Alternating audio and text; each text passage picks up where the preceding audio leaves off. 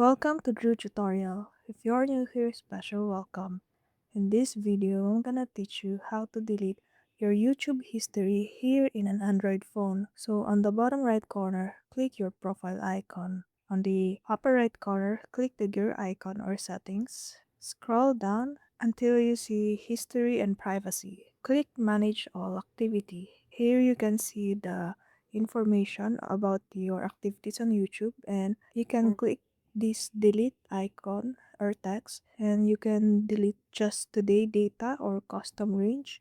So you're gonna pick a date before and after, or delete all time history. So for example, for me, I'm just going to delete a range, so like from April 1 to May 1.